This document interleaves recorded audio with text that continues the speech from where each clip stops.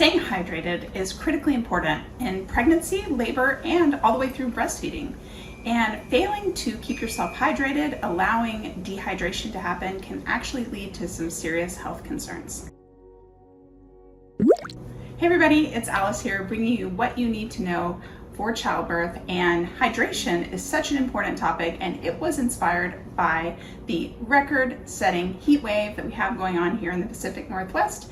In Seattle today, I think it's supposed to be right about 100 right now.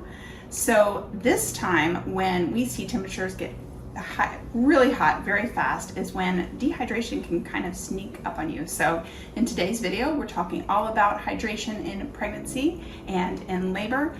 And stay till the end because I want to share a story about when I didn't take my own advice about hydration.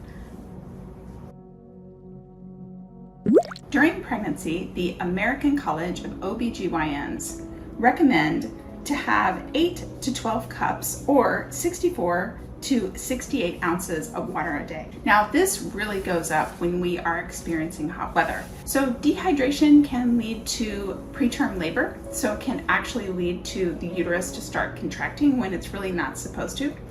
Also, hydration is so important for the amniotic fluid, and if we allow ourselves to become dehydrated, our amniotic fluid can lower, which is such an important part of the baby's ecosystem. So we know that we need to stay hydrated. We've got to get in these 96 ounces a day on a hot day, and you might be wondering, is it only water that we have to drink? And the good news is that no, there are other alternatives. So things like sparkling water actually will hydrate.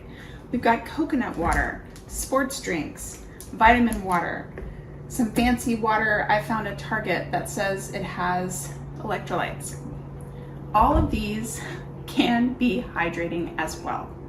You can also take regular water, tap water, and infuse it with melon or lemon or lime, or even a vegetable like cucumber can change the taste a little bit and maybe make it a little more appealing. So all of these options you can play around with to get your 96 ounces or more in. Just skip things like sodas because those are not very hydrating, and you want to make water the larger percentage of what you're drinking and make this a smaller percentage of what you're drinking. When you are in labor, it's good to switch off between the electrolyte drinks and water if you can. Try to mix those up when you're in labor. How do you know if you are doing a good job hydrating?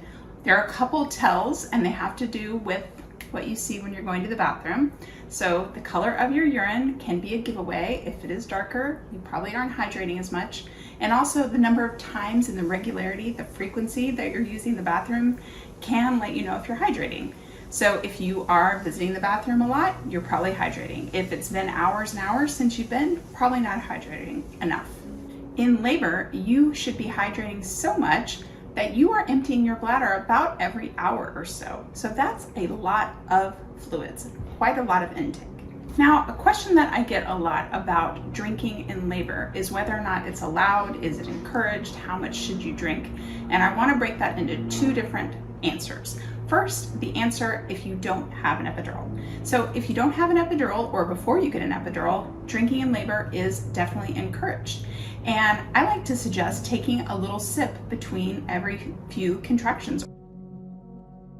Now, partners, you play a huge role in this hydration situation. I would love for you to offer that sip between every contraction, and it looks a lot like just putting a straw up to her mouth and not asking the question, do you want a sip of water? Much more effective. Now, with an epidural, the policy at the hospital can really vary from hospital to hospital. It goes from restricting fluid intake and just being given the ability to eat ice chips to being allowed to drink any clear fluid. So it really depends on where you are birthing. It's a great question to ask your provider or ask during a hospital tour if you're able to go to one of those. Check that out. Now, I promised to share a time where I failed at hydration, and so I need to turn back the clock where this daughter right here was in my belly here, and it was Memorial Day weekend. And I was doing the normal Memorial Day weekend things like chasing a toddler around outside in the sun, grilling, probably swimming, and not drinking enough water and not hydrating.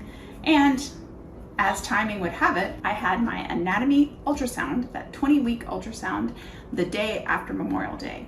And my amniotic fluid came back very low, critically low actually.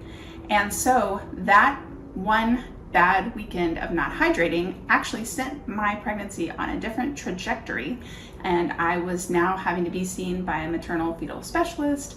They had to check my amniotic fluid every week until a few weeks I was cleared and brought the amniotic fluid up because I just started drinking again. Moral of the story is don't do what I did, and make sure that you are staying hydrated and really work on that 64 ounces to 96 ounces a day. Now, if this video has made you thirsty, I recommend that you grab your favorite hydrating beverage and check out this video here where I go through my favorite snacks in labor and show you my snack haul. Thanks for joining me today. Bye guys, drink up.